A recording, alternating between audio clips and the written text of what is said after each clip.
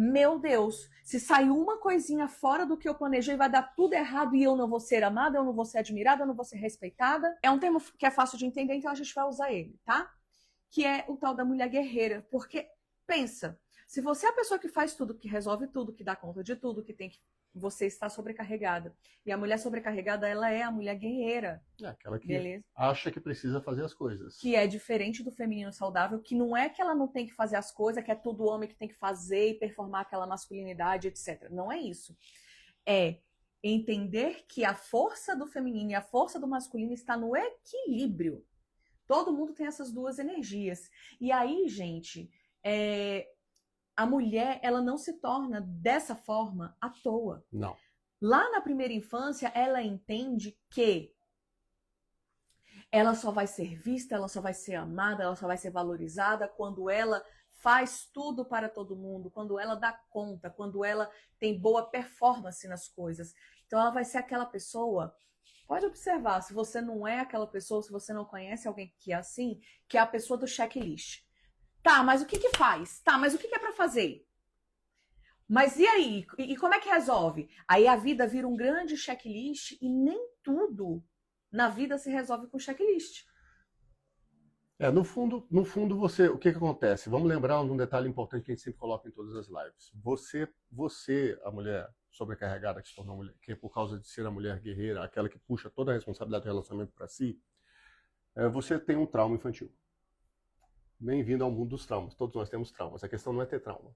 Todos nós carregamos traumas, todos nós tivemos questões na nossa primeira infância com nossos pais, guardiões e tudo mais. Só que é o que a Agatha colocou muito bem. E a gente defende. O que acontece na tua primeira infância, ela vira consequência no relacionamento que você tem hoje em dia.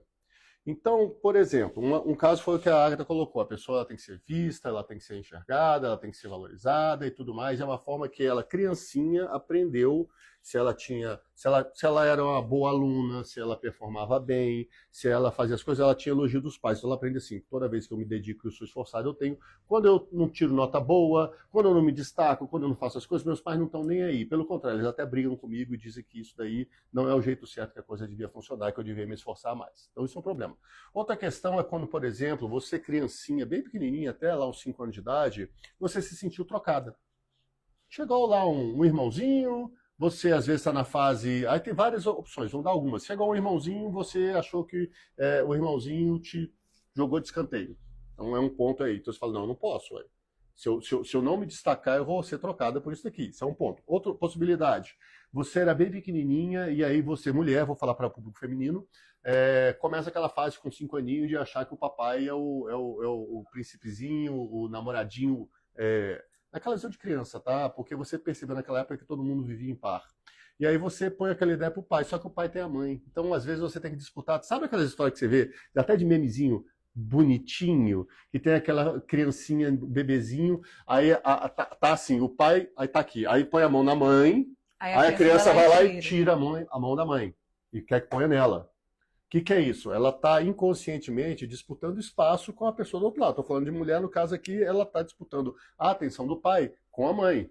Nessa história, você criancinha, o pai não dá, às vezes, atenção para você e tudo mais, e é sempre na perspectiva sua, e você entende, de repente, que meu pai não me deu atenção, eu perdi essa disputa.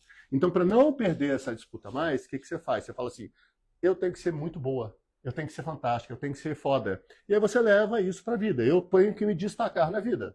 E quando você leva isso pra vida, gente, você cresce aquela pessoa falando assim, pensando assim e sentindo dessa forma.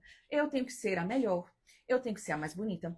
E aí você começa a ficar uma pessoa até bem competitiva. Mesmo que você não conte que você é competitiva. Se comparando toda hora com os outros. Toda hora você se compara com os outros. Você se sente muitas vezes, por mais que não seja a verdade, você se sente inferior. Então, qualquer coisa que represente qualquer tipo de ameaça, de alguém se destacar em algo que você faz, sei lá, se você é se você é uma artista, aí tem uma artista que faz aquilo ali, um trabalho parecido com o seu, você já começa a olhar para aquela artista e fala, não tô gostando dessa pessoa aqui, não, ela tá querendo roubar meu espaço. Veja, não é uma questão consciente, é uma sensação, é quase que com instinto. E você começa internamente a competir com aquela pessoa. E a gente tem uma tendência a levar isso para os nossos relacionamentos. Porque tudo que você aprende quando criança, você leva. Suas convicções, seus traumas, todas as suas histórias, você leva para o relacionamento. Exatamente. E aí você começa a pautar o seu valor como pessoa, como ser humano, no tanto de coisa que você consegue fazer e conquistar.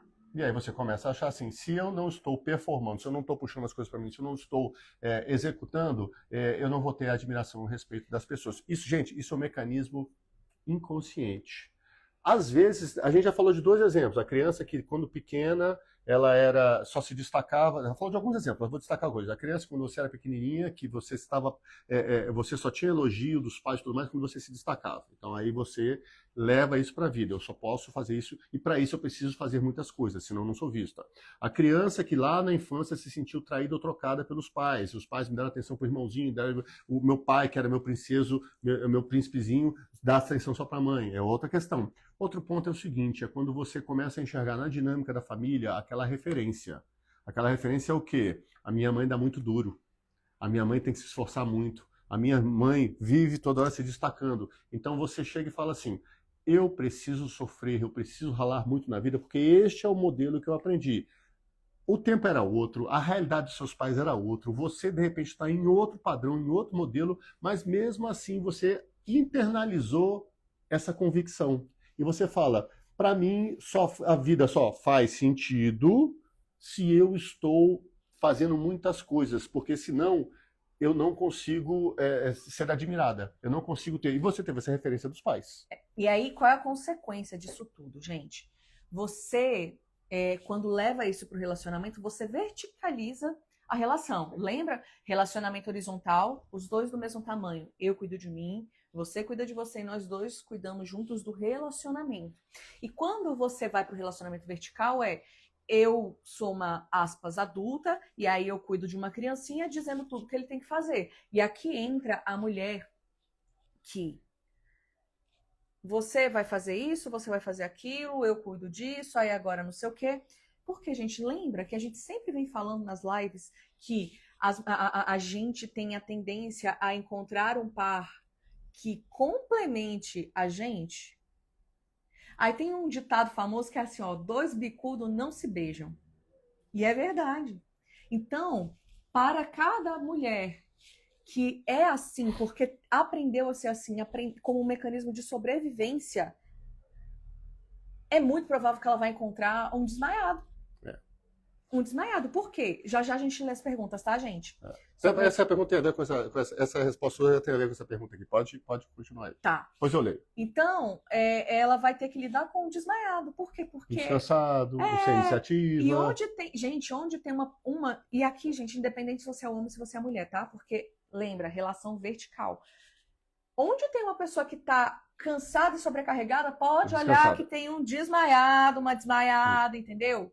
Então, tem que ficar atento, por quê? Porque a questão que traz como consequência disso, além de verticalizar a relação, você se torna uma pessoa controladora, porque você é movida à performance. Então, tudo tem que estar de acordo com o jeito que você pensou, o jeito que você quis, o jeito que você planejou, porque se alguma coisa sai daquilo ali, a sensação que bate em você no teu mecanismo de sobrevivência meu Deus, se sair uma coisinha fora do que eu planejei, vai dar tudo errado e eu não vou ser amada, eu não vou ser admirada, eu não vou ser respeitada.